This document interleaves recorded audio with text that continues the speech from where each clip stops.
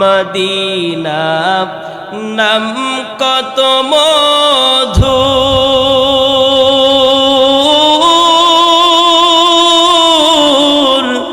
Medina আরে যে কত দূর, ওই মদিনার পথের ধুলি আমি মাখতে পারলাম না, মদিনা যাইতে পারলাম না, মদিনা দেখতে পারলাম না। আলহামদুলিল্লাহ, সমস্ত প্রশংসা সেই মহান রব্বুল আলামিনের দরবারে, যে মহান রব্বুল আলামিন আমাদেরকে মায়া করে ভালোবেসে মাগরিবের নামাজের পরে জান্নাতের বাগিচায় আসার এবং বসার জন্য কবুল করে নিলেন। সেই মহান রব্বুল আলামিনের দরবারে আমরা শুকরিয়া আদায় করি, সকলেই পড়ি উচ্চ আওয়াজ দিয়ে আলহামদুলিল্লাহ। অগণিত দরুদ আর সালাম সাইয়্যিদুল মুরসালিন খাতামুন নবিয়্যিন রাহমাতাল লিল আলামিন ইমামুল মুরসালিন, সেই নবীর উপরে লাখ কোটি দরুদ আর সালাম সকলেই পড়ছি সাল্লাল্লাহু আলাইহি ওয়াসাল্লাম। প্রিয় মুআজ্জাজ মুহতারাম, আমার প্রিয় কলিজার টুকরো যুবক ভাইদেরকে আমি রিকোয়েস্ট করব যে আপনারা যারা এখনো বাহির দিয়ে ঘোরাফেরা করছেন আর এদিক সেদিক ঘোরাফেরা না করে আমরা এই জান্নাতের বাগিচায় এসে বসে যাই। আমরা মরার পরে জান্নাত পাবো কি পাবো না এর কি কোনো গ্যারান্টি আছে? এর কোনো গ্যারান্টি নাই, কিন্তু এটা একটা জান্নাতের বাগিচা, এটা বুঝতে হবে বাবা যে এই জান্নাতে বাগিচায় আসার জন্য কপাল দরকার, ঠিক কিনা বলেন? কপাল দরকার। যারা এদিক সেদিক ঘোরাফেরা করছো বাবা, তোমাদেরকে রিকোয়েস্ট করে বলতেছি, অনুরোধের ভাষায় বলতেছি, আর ঘোরাফেরা না করে আমরা এই জান্নাতের বাগিচায় এসে বসে যাই। আল্লাহ যেন গ্রামের প্রত্যেকটা মানুষকে কবুল করে, সকলেই পড়ি আমিন। প্রিয় মুআজ্জাজ মুহতারাম, আমি কোরআনুল কারীম থেকে একটি আয়াতের অংশ তেলাওয়াত করেছি। যেহেতু মসজিদের মাহফিল, আল্লাহ পাক তার এই গোলামকে দিয়ে যতক্ষণ অবধি পর্যন্ত কথা কওয়ার সুযোগ করে দেন, এই আয়াতকে কেন্দ্র করে, হাদিসকে কেন্দ্র করে কিছু কথা বলার এবং শোনার মতো সেই ধৈর্য যেন সকলকে দান করে, সকলেই পড়ি আমিন। প্রিয় মুআজ্জাজ মুহতারাম, যে আয়াত তেলাওয়াত করেছি এই আয়াতের মধ্যে বলা হচ্ছে কি, নামাজ অশ্লীল অপছন্দনীয় খারাপ কাজ থেকে মানুষকে হেফাজত করে। সুবহানাল্লাহ বলেন। প্রিয় মুআজ্জাজ মুহতারাম, নামাজ মানুষকে অশ্লীল অপছন্দনীয় খারাপ কাজ থেকে হেফাজত করে। এত গুরুত্বপূর্ণ এই নামাজ, যেই নামাজ কাল কিয়ামতের ময়দানে সর্বপ্রথম এই নামাজের বিষয় আল্লাহ পাক বান্দাকে হিসাব করবেন, হিসাব। এর প্রমাণ কিভাবে? সহিহুল জামির হাদিস 2553 নম্বর হাদিসের মধ্যে রাসূল বলেন, قال رسول الله صلى الله عليه وسلم أول ما يحاسب به العبد يوم القيامة الصلاة। আল্লাহ পাক বলতেছেন, তার প্রিয় হাবিব বলতেছেন যে কাল কিয়ামতের ময়দানে সর্বপ্রথম বান্দার নামাজের হিসাব হইবে। সুবহানাল্লাহ। অন্য একটি হাদিসের মধ্যে আছে, নাসাঈদের বর্ণনায় 466 নম্বর হাদিসের মধ্যে পাওয়া যায়, আল্লাহর রাসূল বলেন, আউয়ালু মা ইউহাসাবু বিহিল আবদু ইয়াউমাল কিয়ামাতিস সালাতুহু। কিয়ামতের ময়দানে বান্দার নামাজের হিসাব হইবে, আর এই নামাজের হিসাব যদি ফাইন সালাহা, নামাজের হিসাব যদি বান্দার সঠিক হয়ে যায়, সালাহাস সাইরু আমালি, তাহলে বান্দার প্রত্যেকটা হিসাবই সহজ হয়ে যাবে। সুবহানাল্লাহ। ফাইন সালাহা, বান্দার নামাজের হিসাব যদি সঠিক হয়, সালাহাস সাইরু আমালি, বান্দার যত আমল আছে প্রত্যেকটা আমলই বান্দার জন্য সহজ হয়ে যায়। প্রিয় মুআজ্জাজ মুহতারাম বাবাজিরা আমার, কলিজার টুকরো যুবক ভাইরা আমার, নামাজ পড়ার গুরুত্ব অনেক রে বাবা। নামাজ পড়তে হবে, নামাজ পড়তে হবে। নামাজ বাদ দিয়ে মুসলমান দাবি করবা, আমরা তোমারে কখনোই মুসলমান বলতে রাজি নয়, ঠিক কি না? অনেক মানুষ নামাজ পড়ে না, এটা ওটা দাবি করে। আমি বলতে চাই বাবা, নামাজের হিসাব কিয়ামতের ময়দানে সর্বপ্রথম হবে।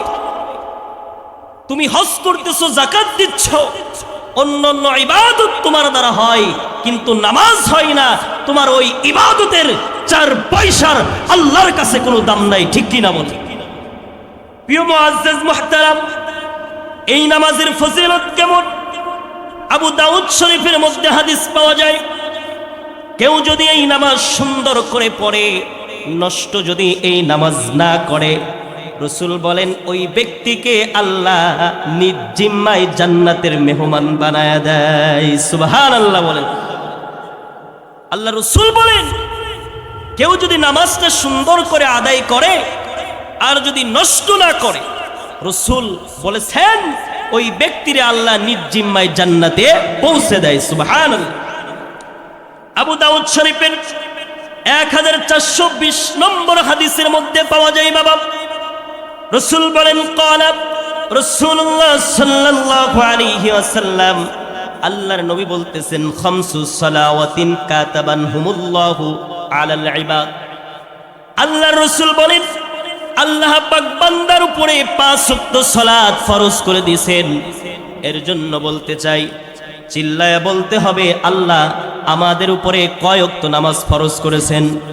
5 ওয়াক্ত নামাজ আল্লাহ পাক আমাদের উপরে ফরজ করেছেন। রাসূল বলতেছেন খামসু সালাওয়াতিন, 5 ওয়াক্ত সালাত আল্লাহ পাক আমাদের উপরে ফরজ করে দিয়েছেন। আল্লাহর নবী বলেন এই 5 ওয়াক্ত নামাজ যদি কেউ সুন্দর করে আদায় করে রে বাবা, আর এই নামাজ যদি নষ্ট না করে, আল্লাহর রাসূল বলেছেন কানা লাহু ইনদাল্লাহি আহাদুন আই ইদখিলাহুল জান্নাহ। সুবহানাল্লাহ। আল্লাহর রাসূল বলেন কেউ যদি নামাজ নষ্ট না করে, এই নষ্ট করার কারণ হলো নামাজ কেউ 1 ওয়াক্ত পড়ে রে বাবা, আর 1 ওয়াক্তের খবর নাই, ফজর পড়ে জোহর পড়ে না, জোহর পড়ে আসর পড়ে না, আসর পড়ে মাগরিব পড়ে না। এরকম করে নামাজটা নষ্ট করা যাবে না। ধারাবাহিকভাবে 5 ওয়াক্ত সালাত যদি কেউ আদায় করে আর যদি নষ্ট না করে সুন্দর করে পড়ে, সুন্দর করে পড়ার কারণ হলো নামাজের মধ্যে যেই তেলাওয়াত করে, নামাজের মধ্যে যেই তাসবিহগুলো পড়ে রে বাবা, এটা বুঝতে হবে আমি কি পড়তেছি। যদি না বোঝো ওই নামাজের মধ্যে কিন্তু মনোযোগ আসবে না, ঠিক কি না বলেন? আল্লাহ পাক সূরাতুল মাউনের মধ্যে বলেছেন ফাওয়াইলুল লিল মুসাল্লিন আল্লাযীনা হুম আন সালাতিহিম সাহুন।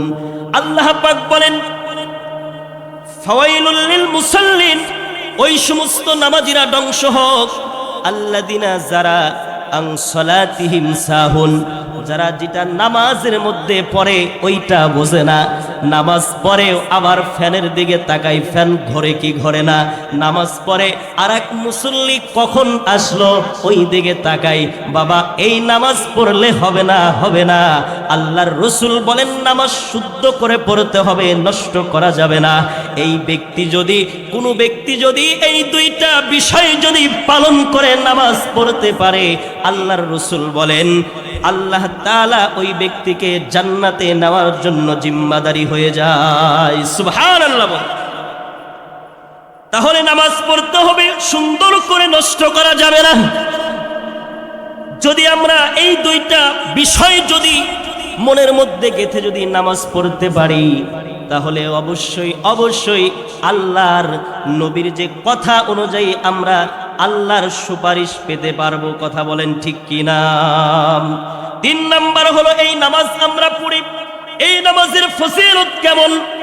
এই নামাজ বান্দার অস্থিরতা দূর করে দেয়। সুবহানাল্লাহ বলেন।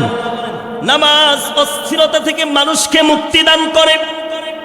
সূরাতুল মাআরিজের 19, 20, 21, 22 নম্বর আয়াতে আমাদের আল্লাহ জানায়া দিচ্ছেন, আল্লাহ পাক বলতেছেন, ইন্নাল ইনসানা খুলিকা হালুআ ইযা মাসসাহুশ শাররু জাযুআ ওয়া ইযা মাসসাহুল খায়রু মানুআ ইল্লাল মুসাল্লিন আল্লাযীনা হুম আলা সালাতিহিম দাঈমুন। আল্লাহু আকবার। আল্লাহ পাক এই কোরআনের আয়াতের মধ্যে বলতেছেন নামাজ কিভাবে মানুষকে অস্থিরতা দূর করে। আমরা যারা এখানে আছি বাবা, কম বেশি মানুষের অস্থিরতা আছে না নাই? টেনশন আছে না নাই? আছে। ম্যাক্সিমাম মানুষের মধ্যে টেনশন কাজ করে, ঠিক কিনা বলেন? কত ওষুধ খাচ্ছেন, ডক্টরের কাছ থেকে, ডাক্তারের কাছ থেকে ওষুধ খাচ্ছেন রে বাবা, টেনশন দূর হয় না, টেনশন দূর হয় না, অস্থিরতা দূর হয় না। কোরআনের একটা ঔষধ নিয়ে যান, যদি পালন করতে পারেন রে বাবা, জীবনে কোনোদিন আর অস্থিরতা আপনার কাছে আসবে না। সুবহানাল্লাহ। আল্লাহ পাক বলেন, ইন্নাল ইনসানা খুলিকা হালুআ, আমি মানুষকে সৃষ্টি করেছি অস্থিরতা দিয়ে। সুবহানাল্লাহ বলেন। তাহলে অস্থির আমাদের মধ্যে আসবে, টেনশন আসবে বলেছেন আল্লাহ, কিন্তু আবার ওষুধও দিয়ে দিয়েছেন এই টেনশন থেকে মুক্তি পাবা কেমনে। আল্লাহ বলেন, ইদা মাসসাহুশ শাররু জাযুআ, মানুষকে সৃষ্টি করেছি অস্থিরতা দিয়ে, মানুষের কাছে অকল্যাণ স্পর্শ করবে, মানুষ অভাবের মধ্যে পড়বে, অভাবের মধ্যে পড়বে। ওয়া ইদা মাসসাহুল খায়রু মানুআ, মানুষের যখন টাকা হয়ে যাবে, ধনী হয়ে যাবে, অনেক মানুষ কৃপণ হয়ে যাবে। আছে না নাই? আল্লাহর কোরআনের কথা সত্য বাবা। দেখেন ম্যাক্সিমাম যারা ধনী হয়েছে তারা কৃপণ হয়ে গেছে, ঠিক কিনা বলি? এবার ঔষধটা শুনে নেন। কি ঔষধ? যদি নিজের মধ্যে ধারণ করতে পারি রে বাবা, অকল্যাণ স্পর্শ করবে না, মানুষের মধ্যে অস্থিরতা কাজ করবে না, মানুষ যতই ধনী হোক না কেন কৃপণ হবে না, কৃপণ হবে না।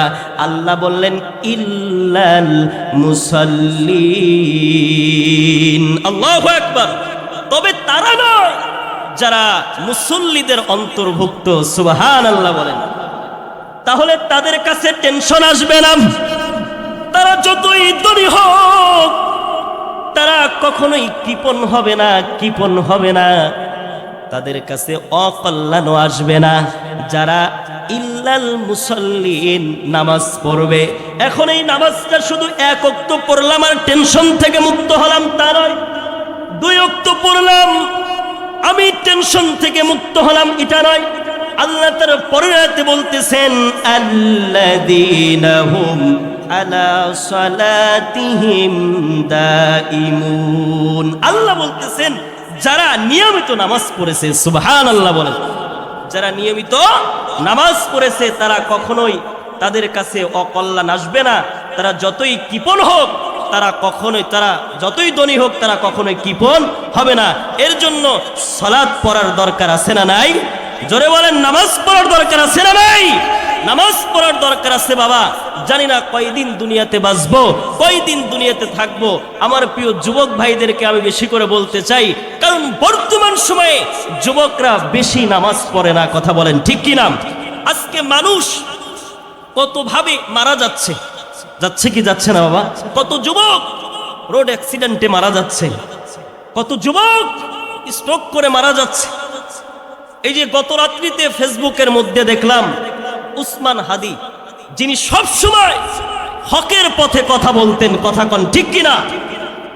প্রিয় মুআজ্জাজ মুহতারাম, এই উসমান হাদি আমাদেরকে শিক্ষা দিয়ে দিয়েছেন যে বাঁচতে হলে হকের কথা বলে বসো।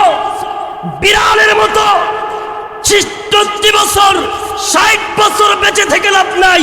উসমান হাদি আমাদেরকে শিক্ষা দিয়ে দিয়েছেন বাঁচতে হলে হকের কথা বলে 30 বছর বাঁচলেই যথেষ্ট, ঠিক কিনা বলেন?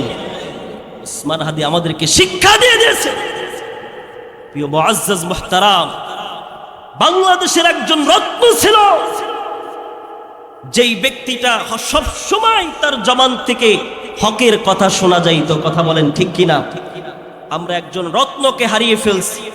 আমরা দোয়া করব আল্লাহ যেন এই দ্বীনি ভাইয়ের কবরটা যেন আল্লাহ পাক জান্নাতের উচ্চ মাকাম দান করে। সকলেই পড়ি আমিন। প্রিয় মুআজ্জাজ মুহতারাম, যে কথা বলতেছিলাম, নামাজ মানুষকে অস্থিরতা দূর করে, টেনশন দূর করে। নামাজ মানুষকে অকল্যাণ থেকে ফিরায় নেয়। মানুষকে নামাজ যদি কেউ আদায় করে বাবা, এই নামাজ তারে কৃপণতা করতে দিবে না।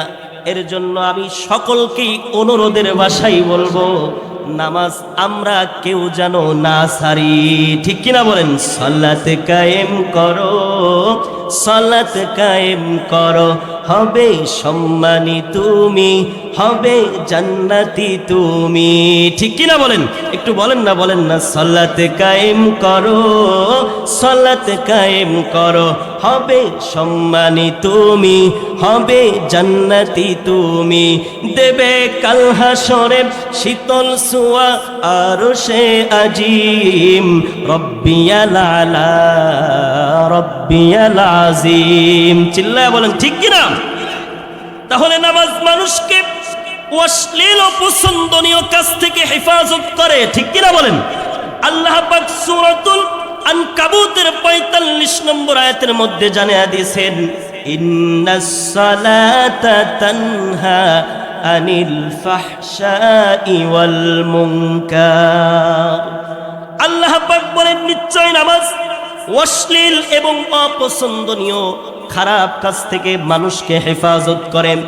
একটা যদি মিসাইল দেই তাহলে বুঝতে পারবেন, একটা এক্সাম্পল দিলে ভালো করে বুঝতে পারবেন, উদাহরণ দিয়ে ভালো করে বুঝতে পারবেন নামাজ কিভাবে মানুষকে অশ্লীল অপছন্দনীয় কাজ থেকে বিরত রাখেন।